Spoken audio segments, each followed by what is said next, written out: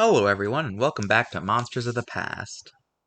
As always, I am Mr. G, and today I am very excited about this episode because it is something I never thought I would see in my life. So, let's get right into it. Today we're talking about the elephants, Platybelodon, and Mammoth columbi, aka the Columbian mammoth. Platybelodon means flat-speared teeth, in reference to its flat teeth. It was a member of the Embelodon family, and it was a herbivore that lived during the mid-Miocene in Africa and Asia. Platybelodon was around 10 feet long, making it similar in size to modern-day rhinos.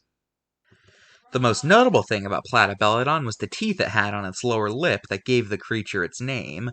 For nearly 100 years, it was thought to have sieved through mud like a shovel looking for plants. However, recent discoveries reveal that its teeth were more likely used for stripping bark from trees and eating tough plants in general. Now, Platybelodon is a pretty interesting animal and all, but I have a lot more to say about the next animal, so let's just move on. Columbian mammoth got its name from the fact that its bones were found in British Columbia, which is a province in Canada. It was a member of the elephant family. It was an herbivore that lived from the Pleistocene to the Holocene, and its remains have been found in North America. The Columbian mammoth was huge, being around 16 feet long, making it one of the biggest elephants and one of the biggest land mammals in general. Considering the warmer climates they lived in compared to their woolly relatives, it is thought that Columbian mammoths were not extensively hairy. Now, the most incredible thing about Columbian mammoths is the fact that we actually have evidence that they were hybrid species. DNA testing on teeth has revealed that Columbian mammoths are actually the result of crossbreeding between woolly mammoths and a currently unknown secondary mammoth species. This is an incredible discovery, as for the longest time it was assumed that Columbian mammoths were older than woolly mammoths, but now we know that the opposite is true. Another thing this shows is that even during prehistoric times animals were crossbreeding, and even without human help.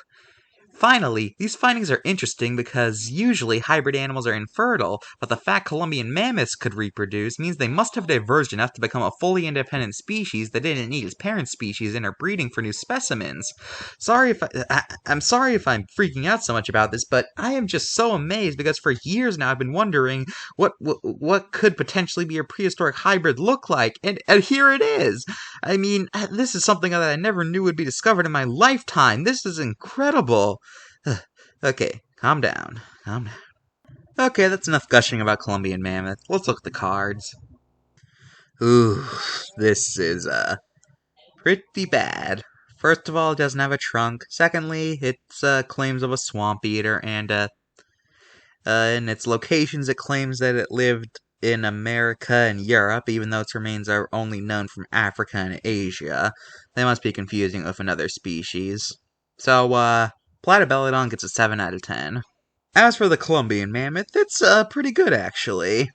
It doesn't mention the fact that it was a hybrid, but they didn't know that yet. So, but I do judge these cards based on how outdated they are. So, yeah.